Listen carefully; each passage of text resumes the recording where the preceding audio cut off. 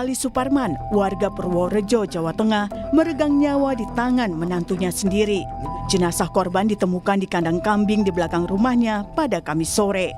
Hasil penyelidikan polisi, pelaku mengaku sakit hati akibat ditegur korban karena suka bermain judi online. Lain lagi di Tangerang, Banten, seorang ayah tega menjual bayinya yang baru berusia 11 bulan senilai 15 juta rupiah. Perbuatan kejam itu dilakukannya demi bermain judi online.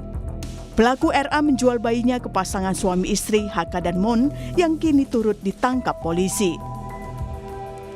Sudah menikah 10 tahun tidak mempunyai anak. Dan dia juga baru datang ke Jakarta dari NTT baru 1 bulan. Dan dia merasa kesepian, makanya dia memposting sedang mencari anak. Ya, sehingga dari postingan tersebutlah dari pelaku AR atau ayah dari anak balita tersebut melihat akhirnya mereka berkomunikasi melalui Messenger atau WA. Judi bukan hanya menimbulkan efek ekonomi dan sosial, tapi juga psikologi. Apalagi jika judi sudah mengakibatkan kecanduan atau adiksi. Divisi Psikiatri Rumah Sakit Cipto Mangunkusumo menjelaskan, adiksi judi online semakin besar di awal 2024. Di RSCM, pasien kecanduan judi online meningkat hingga 2 kali lipat. Hampir 100 orang dilaporkan menjalani rawat inap akibat kecanduan judi online. Kalau yang dirawat inap ada mendekati angka 100, ya. Dan dirawat jalan itu 2 kali lipat dari angka yang dirawat inap.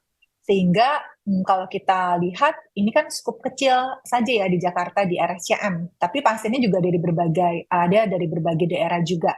Jadi kalau misalnya kita berangkat dari skup kecil kemudian kita nasionalisasikan di skup besar Indonesia, tentu angkanya itu akan kita temukan berlipat-lipat jauh lebih besar. Banyaknya efek negatif dari kecanduan judi tentu menjadi fakta miris. Dan yang menjadi pertanyaan adalah, bisakah kecanduan judi disembuhkan? Tim Liputan, Kompas TV.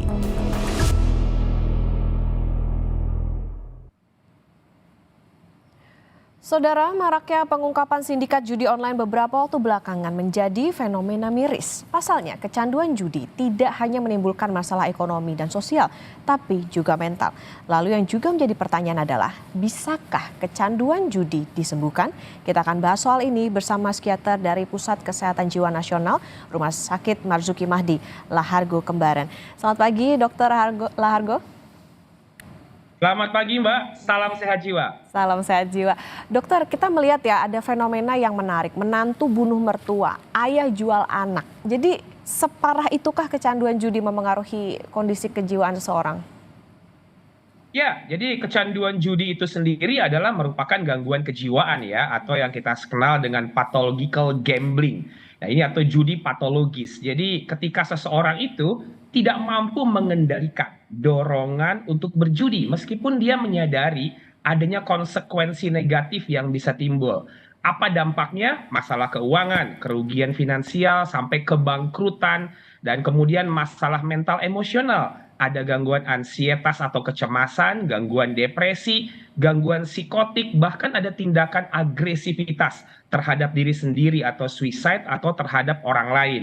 Belum lagi masalah relasi dan sosial, konflik dan relasi sosial yang menjadi sangat kurang. Kemudian ada isolasi sosial dan kesibukan untuk perilaku berjudinya. Dan yang terakhir adalah masalah hukum ya Mbak, karena kecanduan judi ini memunculkan perilaku yang manipulatif pada akhirnya. Agresivitas, berbohong, mencuri, dan bahkan perilaku-perilaku kriminal yang tadi sudah kita saksikan. Mbak Okta. Ya, dokter, artinya kecanduan judi ini bisa dikategorikan sebagai gangguan jiwa. Lalu kemudian apakah efek candu judi, kita kalau bicara soal candu ya identiknya sama narkoba ya, itu bisa disamakan nggak sih antara kecanduan judi dengan kecanduan narkoba?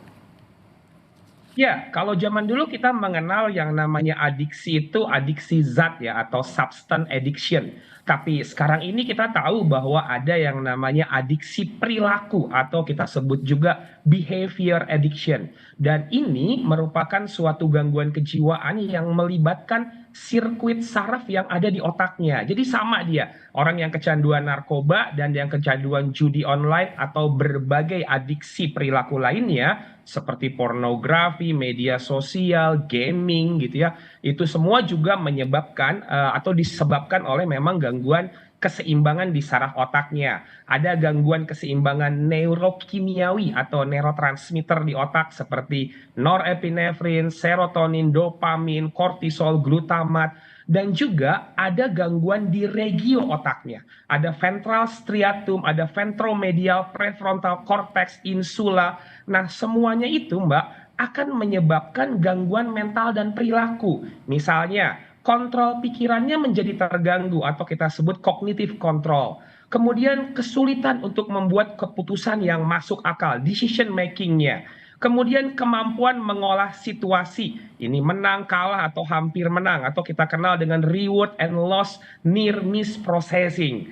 Kemudian kemampuan untuk menunda tidak melakukan perilaku tersebut, delay and probabilistic discounting. Kemudian pembelajaran yang terbalik, reversal learning, alternation learning, dan terlalu berani untuk mengambil resiko. Nah, ini semualah yang kemudian menyebabkan berbagai konsekuensi negatif pada orang yang melakukan perilaku judi online ini. Jadi sudah jelas bahwa judi online ini adalah gangguan psikiatri, gangguan psikologis yang melibatkan sel saraf di otak dari seseorang dan sangat membutuhkan pertolongan medis untuk bisa memulihkannya.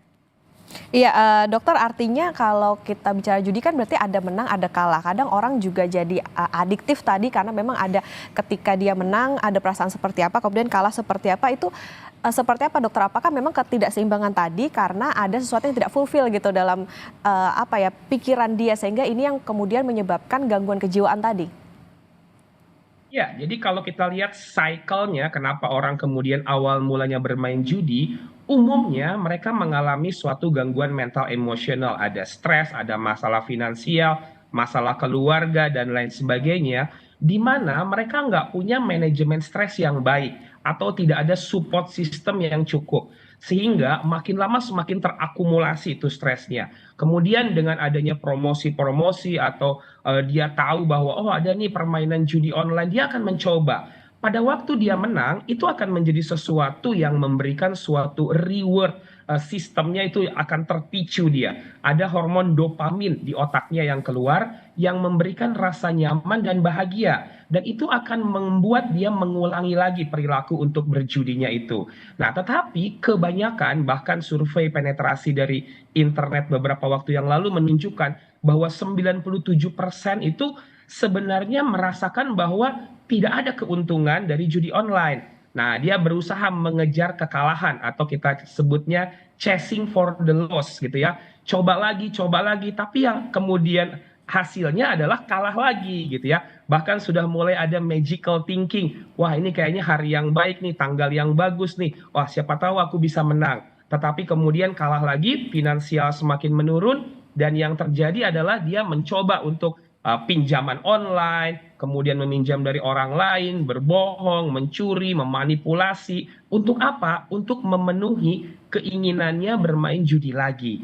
Nah, inilah yang kemudian menjadi suatu cycle yang menyebabkan seseorang ini jatuh kepada yang namanya adiksi terhadap judi online ini. Ada semacam berandai-andai bahwa kalau bermain judi ini bisa menang, kemudian itu tadi ya bisa memicu dopamin atau rasa bahagia ketika tadi bisa memenangkan atau bisa ketika bermain justru dikasih menang dulu sampai akhirnya berakhir pada kekalahan. Dokter, kalau kita bicara soal perawatan, ini kan kemarin ada informasi bahwa RSCM ini menyebut sejak awal 2024 sudah ada lebih dari 100 orang menjalani perawatan akibat kecanduan judi online. Jadi separah apa tingkat kecanduan seseorang sampai akhirnya dia harus mendapatkan perawatan? Apa sebetulnya indikasinya?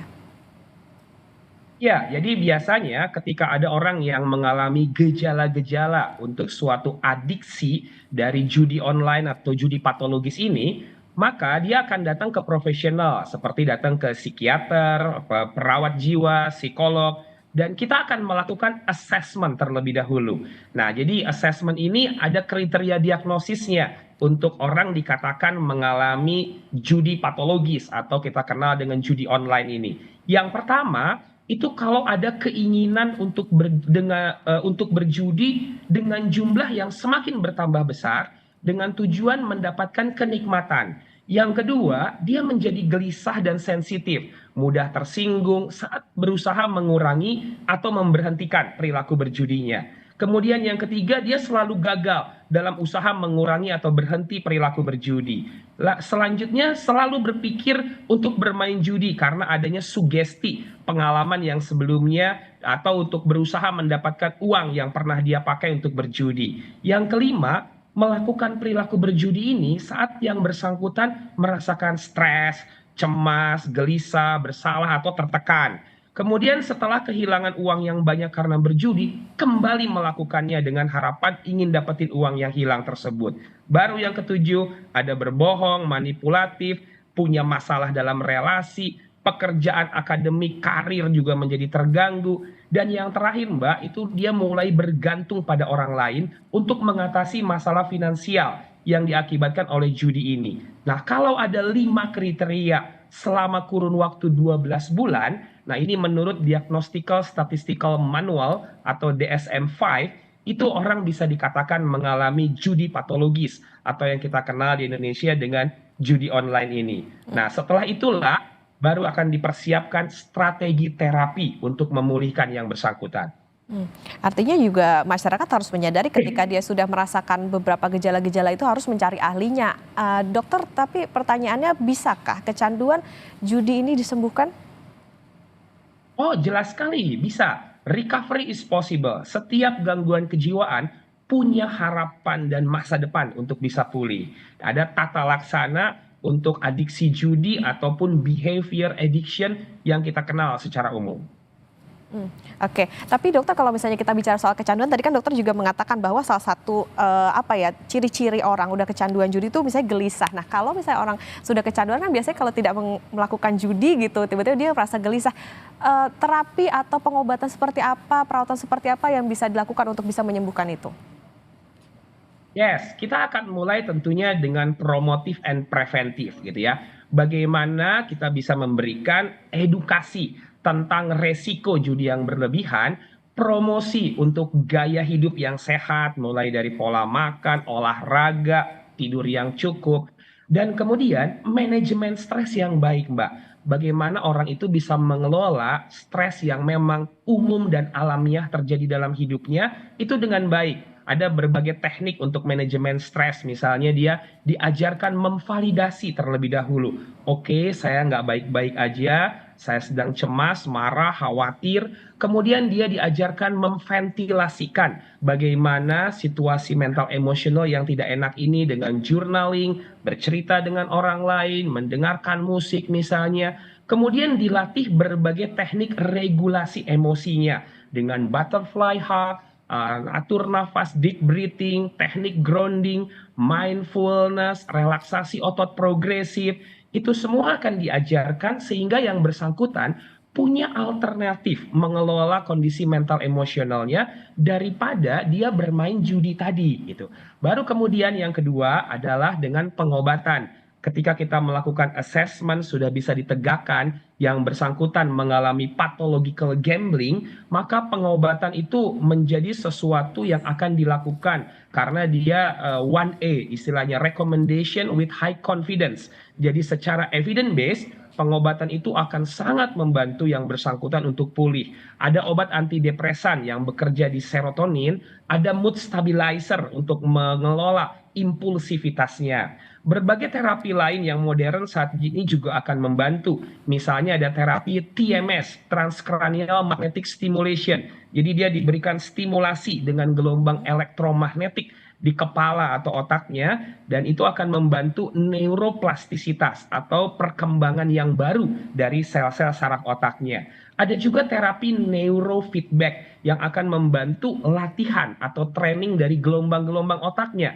Delta, theta, alpha, beta, itu gelombang-gelombang otak yang akan diatur kembali. Berbagai teknik psikoterapi, Mbak, seperti misalnya CBT, Cognitive Behavior Therapy, itu akan membuat yang bersangkutan bisa mengenali pikiran-pikiran yang irasional, yang overthinking, yang membuat dia bermain judi, dan kemudian memunculkan alternatif thinking atau pikiran lain yang lebih positif dan rasional. Dan selanjutnya adalah rehabilitasi, rawat jalan atau rawat inap untuk melakukan detoksifikasi, mengambil jarak dari pemicu dan memunculkan berbagai perilaku-perilaku yang baru, yang lebih sehat pada yang bersangkutan. Tidak kita lupakan juga regulasi dari pemerintah dan stakeholder dan support system tentunya dari keluarga dan orang terdekat itu sangat dibutuhkan untuk pemulihan dari judi online ini. Nah itu tadi dokter, kalau kita bicara soal penyembuhan atau proses terapi tadi yang juga dokter sebutkan soal support system. Singkat saja dokter, soal support system apa yang bisa dilakukan jika diri kita menjadi salah satu support system yang dibutuhkan oleh orang yang kecanduan judi online? Ya, kalau kita pahami adiksi judi online ini adalah yang ada di permukaan. Sebenarnya yang terjadi di bawahnya adalah orang ini mengalami banyak peristiwa traumatis dalam hidupnya. Diabaikan, dikucilkan, trauma yang belum selesai, mungkin ada cemas, depresi yang sulit untuk diatasi. Sehingga tidak memberikan penghakiman, tidak memberikan label negatif dan pengucilan serta pengabaian adalah langkah yang paling bijaksana dan positif yang bisa dilakukan oleh mereka yang menjadi support system. Melihat ada perubahan perilaku pada seseorang dan kemudian memberikan perhatian yang empati, sepertinya itu harus mulai sering dilakukan. Melihat ada teman, ada saudara, anggota keluarga kita yang sedang tidak baik-baik aja, kita coba tanya, hey, are you okay? Kamu baik-baik aja? Ada yang bisa aku bantu nggak? Hal-hal yang seperti ini seharusnya menjadi suatu value kita ke depan agar masalah-masalah yang sifatnya terkait dengan kesehatan jiwa ini pada akhirnya bisa teratasi. Karena kalau sudah sampai pada keadaan yang parah, yang kronis, ya tidak ada jalan lain selain datang ke profesional kesehatan jiwa untuk mendapatkan pertolongan yang cepat dan tepat. Tapi promotif dan preventif itu akan menjadi pondasi yang sangat baik untuk kesehatan jiwa ke depannya. Oke, ya masyarakat harus bisa menyadari ketika mereka kecanduan judi online, tapi lagi-lagi dokter catatannya adalah jangan self-diagnose gitu, kemudian mencari-cari obat sendiri, tapi justru harus mendatangi ahlinya, dibantu juga dengan orang-orang terdekat sebagai support system, dan tentu saja bahwa judi ini bukan hanya masalah ekonomi, sosial, hukum, tapi juga sudah masuk ke masalah kesehatan. Terima kasih psikiater dari Pusat Kesehatan Jiwa Nasional Rumah Sakit Marzuki Mahdi, Dr. Lahargo Kembaran sudah bersama di Sapa Indonesia Akhir Pekan. Sehat selalu dokter.